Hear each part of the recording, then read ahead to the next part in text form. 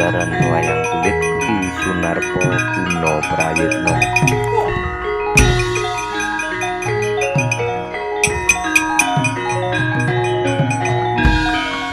Dodo muntap lergina tap cocobang mawengo wangis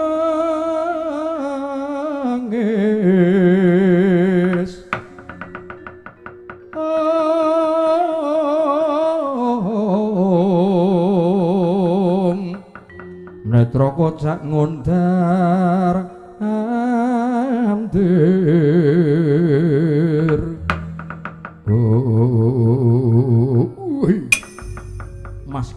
Mas Kiber trayole binantang druhun bedagal dimamala.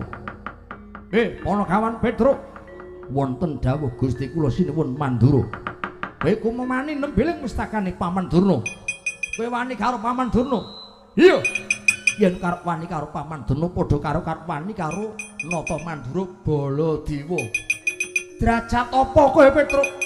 Kowe derajat apa? Sakarep sampean. Peparinging Gusti derajat kering nggih kula lakoni, derajat dadi lurah nggih kula lakoni. Piye? Sakecap padha sakecap. Lancang pengucapmu. Mboten kok lancang ning ngadile wong takon kudu diwangsuli. Lara apa sing tok jaluk manut sinuwun Baladewa. Nyoh tampanana. Iki jawabanmu. Jangan mudar. Menungso ora kok. Ayo.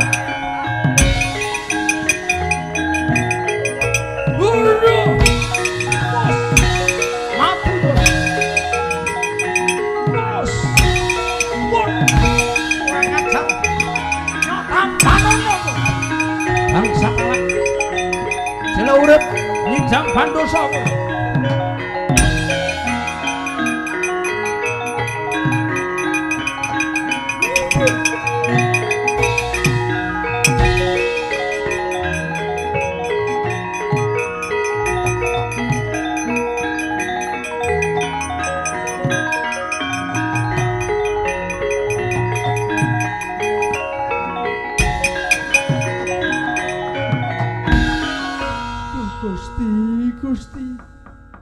paring ana kekiyatan Gusti Kemurbeng dumadi kula nyuwun slamet. Kula nyuwun wilujeng Gusti, kula nyuwun slamet. Sawanipun Petruk kula mboten badhe damel dredah. Kula mboten kepengin pasulayan Gusti ning kula namung badhe nungso ngadil. Kula namung badhe nyuwun adil ning Sunu Kresna riyen ate dawuh Petruk badhe diganjar triman putri saking Darawati. Kula namung badhe nyemutke sinuwun Kresna ning tekan Data kok jebul apes, tekan Data kok abot sanggane kaya ngene yo. Rantawati, Rantawati. Monggo aku wis prasetya. Aku kuwi nek ora weruh kowe sedina kok dadi lemes kabeh awakku ngene iki. Awakku lemes mongko wetengku dadi ngelih. Rantawati, Rantawati. Ning nek upamaku mundur ora entuk gawe kaya ngapa wirangi, aku disuraki kewan-kewan. Wong ora duwe adeg-adeg mong ora duwe prinsip. Ning nek upama Petruk maju kok mungsuh sinuwun Baladewa. Timun mungsuh karo duren, durene sinuwun Baladewa timune aku. Timun ketiban duren. Ajur kumur kemur remuk bubuk. Ning nek ngene iki terus aku piye mundur ra entuk gawe maju mudar. Tak gawe rekodaya. Gus, ndara sencaki ketiwasan kula Gus.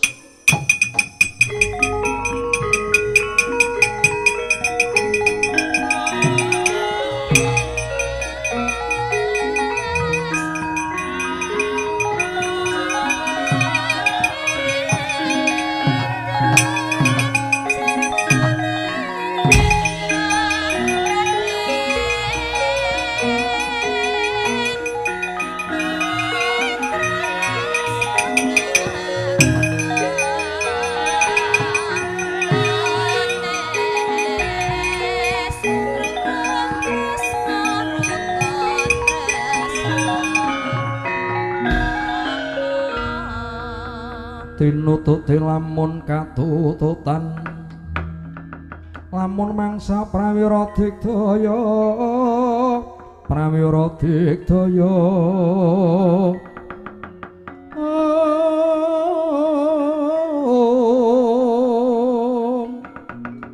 kumregut maguting ayuda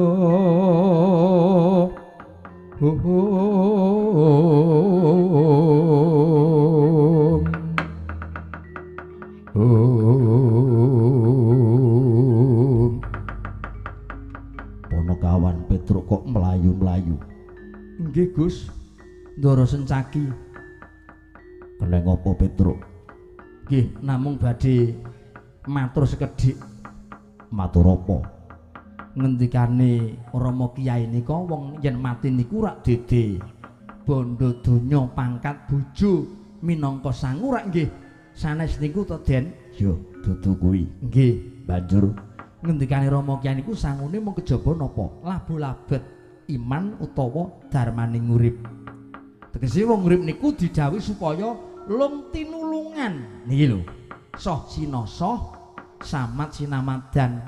Kula duwe sampan kurang kula ya maringi utawa nyaosi, sampan keluwihan kula kok kekurangan Ndara Sencaki maringi Petruk. Niku kewajibane wong urip sing baku ngeten iki rak nggih ngeten Gus. iya, Kudu lungti nulung lah nggih.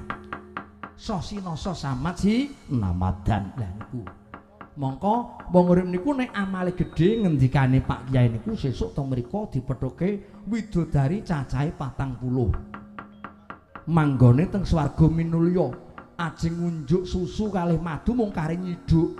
Sebabe napa? Kalene niku milih napa? Milih susu. Kalene niku milih madu. Dadi nek ngelak niku ming nggawa gelas nyiduk glenggeng ngombe susu, ngelak glenggeng ngombe madu. Niku nek ngelak. Iya. Lah nek upama kok ngelih nuwun sewu ming gari nyabda. Sate kambing teko teng ngarepe. Aku arep turu adem. Nah, kemul sing iso ngentut teko niki lho ning senes telembuk senes. Ning wujude widodari. Iya. Kuwi pancen bener. Ya nggih leres ngendikane Pak Kyai lah. Syaraté iso entuk ngeten niku le urip niku kudu tulung tinulungan. Wong sing mbutuhke pitulungan diayomi ditulungi. Terus cethane Kurawa mriki ajeng ngeroyok kula sebab kula kan bali kan murungke ning kula mboten purun. Lah niki undraning perkara niki enten permasalahan Kurawa goleki kula. Kula ajeng dikeroyok Kurawa. Yen upami Ndara Sencaki kok estu benjang kepengin dipethoke widodari cacah 40 kali munggah teng swarga minulya ngunjuk madu ngunjuk susu. Syaraté nggih niki mundhut tiket swarga. Kurawa sing ngajeng ngamuk niku kudu dibalekke mati dening aku.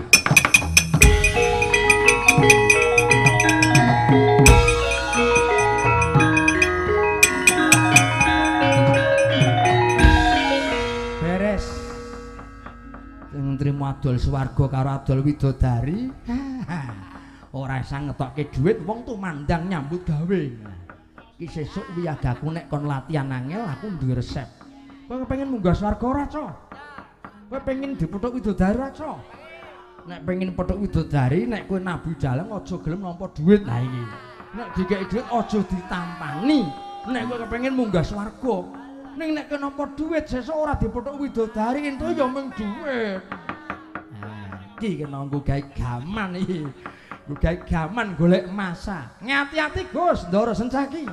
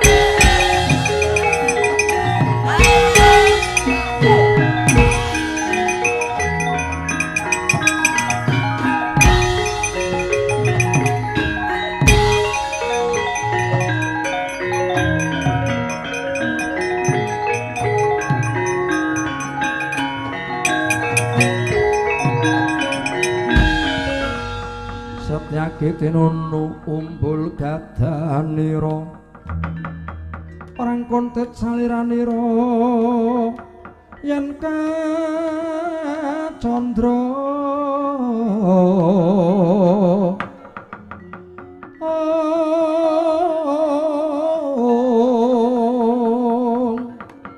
kapencing baunya bintar re sedeng rinungus mring buris rawa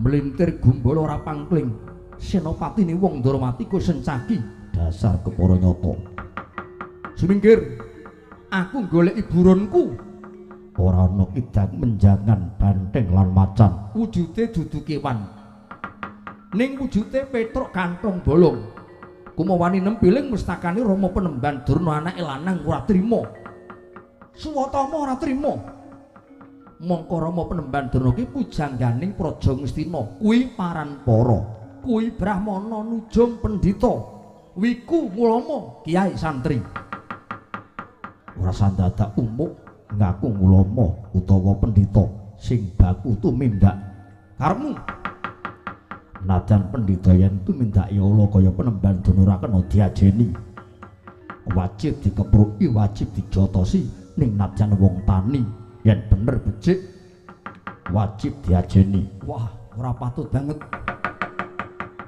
ucapmu sesuwe kok ngabangake kuping cetha yen kowe pidak jempol gedhek antuk karo petruk kantong bolong sakarepmu Sencaki kowe nganti kok nutupi kowe nyeman karo ponokawan petruk kantong bolong loro apa sing tok jaluk ngemping loro nggih Pati nyododo didodo aduta sing balung mludeng kulit ora sakokan gunem sing tanpa guna sing baku bukti nyatane golek papan ingkang jembar apa iki kurang jembar oh ya ding lali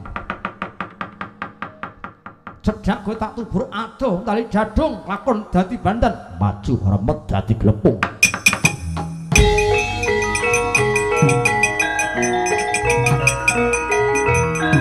awas lakon pudar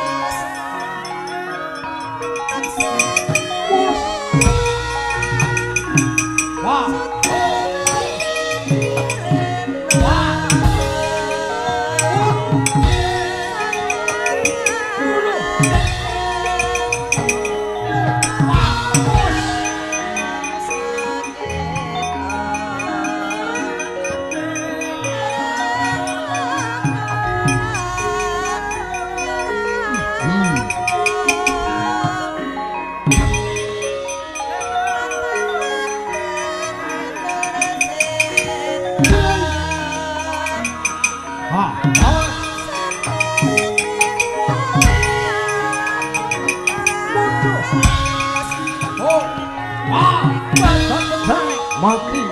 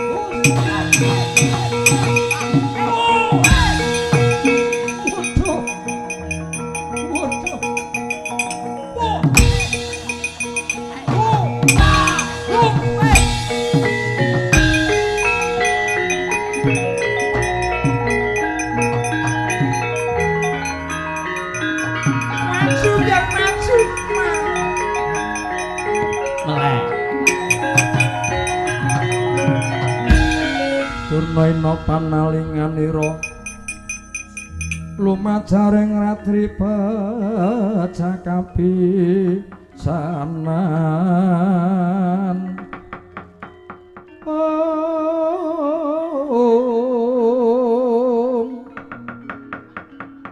Jinandhare sang trusta jumena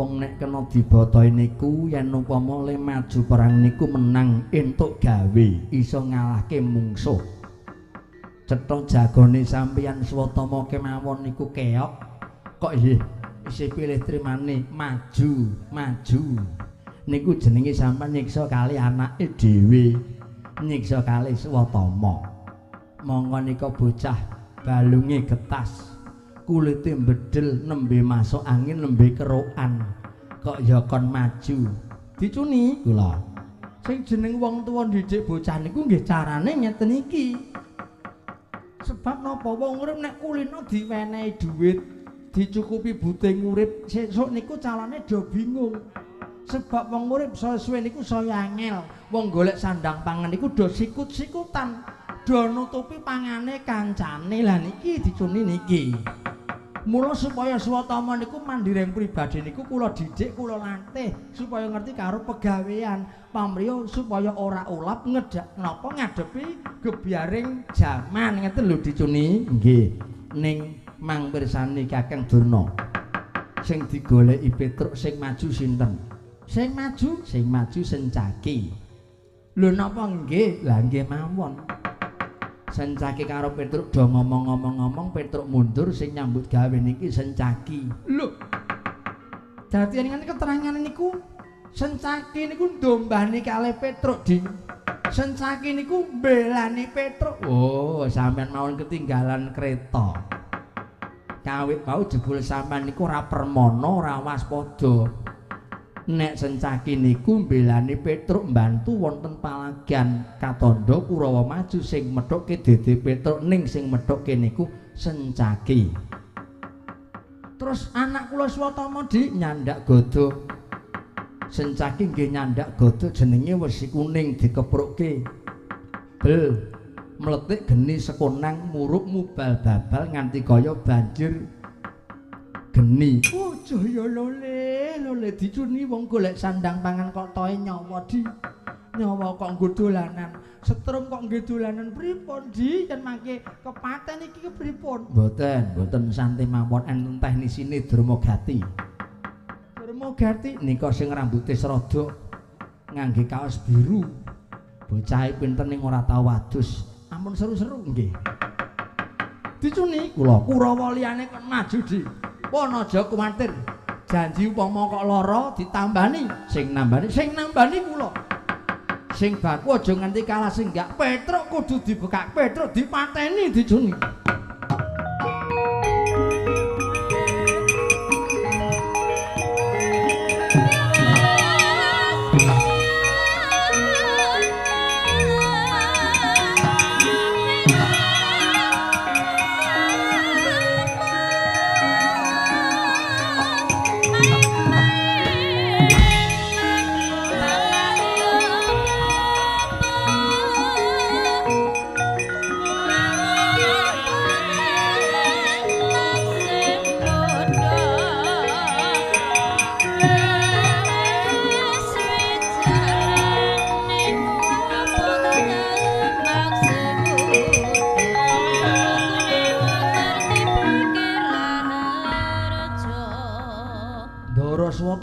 Swatama tak penthung gada jengkelan mundur berangkangan Petruk. Wah syukur kula niku percaya kalih kasektiane Ndara Sencaki. Kondange bantenge Ndarawati niku sampeyan. Iya nggih. Ning sajake ora mung Swatama.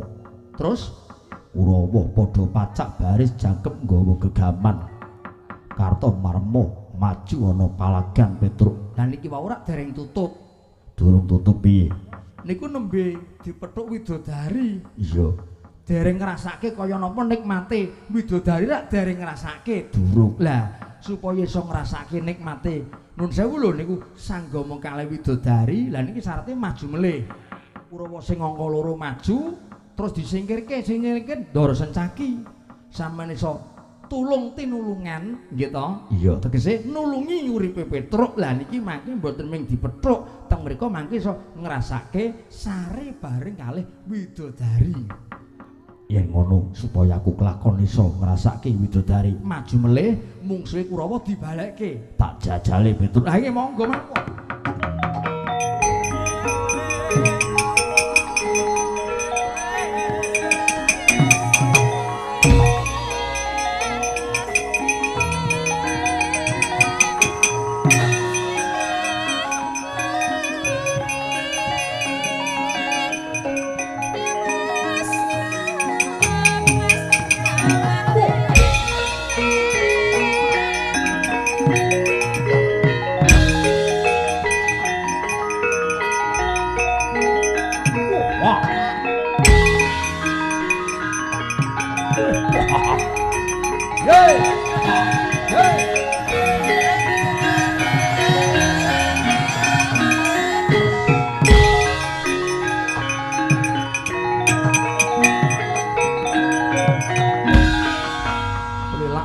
Meripat murapangkling senopatine wong Ndarawati ku Sencaki. Dasar kepara nyoto Kartomarma. Iya. Belani kadangku para Kurawa. Belani angger semana Mandra Kumara syarate Petruk kudu dibegakak. Kelakon mondhong putri sekaring kedaton Wrantawati diboyong. Syarate yen Petruk wis tumekaning pati. Krilip Kurawa kudu disingkirke. Ora sakokan gunem sing tanpa guna sing baku bukti nyatane. Wani ketanding karo aku. Durung nate ana critane Sencaki kok gigrik mungsuh karo Kurawa. Babu. Lara apa sing tok jaluk? Sencaki swarga ginawe ayu. Aduta sing balung wuleding kulit rasakan gunem sing tanpa guna sing baku bukti nyatane tebak dadamu ilang nyawamu glitho ndasmu.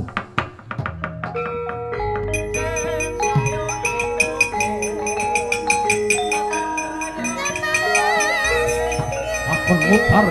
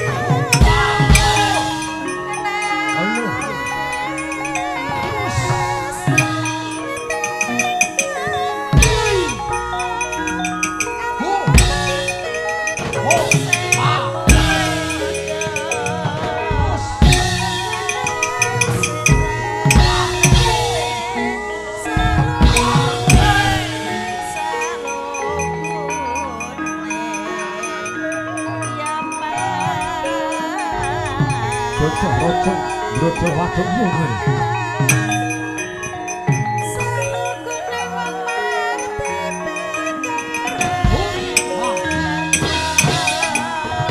Wah.